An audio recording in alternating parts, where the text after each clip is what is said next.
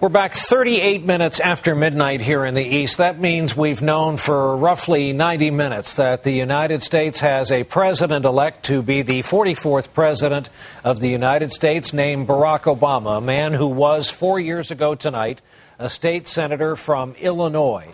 We're still gauging reaction in this room, beyond this room, in this city, and beyond this city. But let's start in this city, the northern part of the city, 125th Street, the heart of Harlem, not far from where former President Clinton chose the office building for his post-presidential office, not far from the Apollo Theater. Our own digital correspondent, Mara Schiavocampo. Digital meaning she takes her camera, grabs it, and goes out and shoots and reports her own stories, is there tonight in New York. Michelle Kosinski is at Spelman College, and Luke Russert is at Indiana University in Bloomington. Mara, we'll begin with you. What have you witnessed there tonight?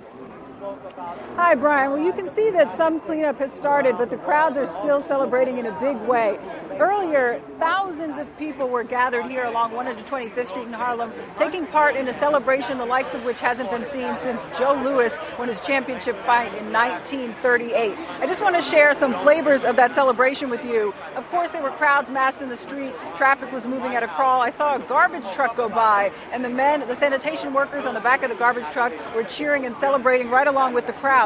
There were some African immigrants dressed up in traditional African clothing that brought some drums here and started a drum circle, a very large drum circle that everyone was taking part in.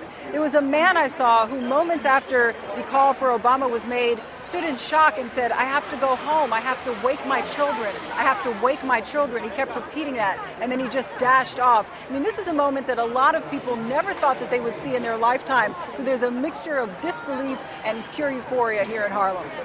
Mara, thanks. And we go down to Spelman in Atlanta. Michelle Kosinski has been reporting there all night. Michelle, what have you witnessed?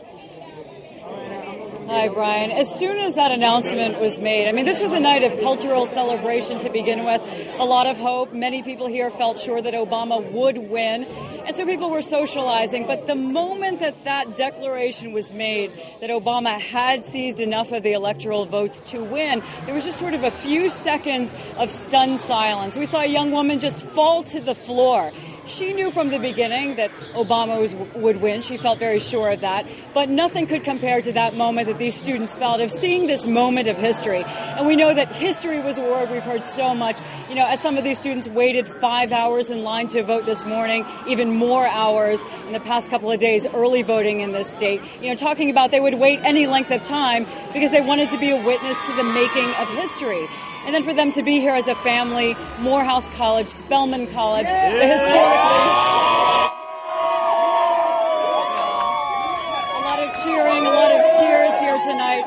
And it's a moment of history, obviously, for this country, but it's a big moment in the histories of their families and of their culture. I mean, we had students talking to us about their great-grandparents who worked in the civil rights movement and inspired them to become politically active and politically aware. Many of these students worked for the Obama campaign. And even though Obama did not win the state of Georgia, they got to see this victory tonight, something that their parents, grandparents, great-grandparents never necessarily thought that they would see in their lifetimes.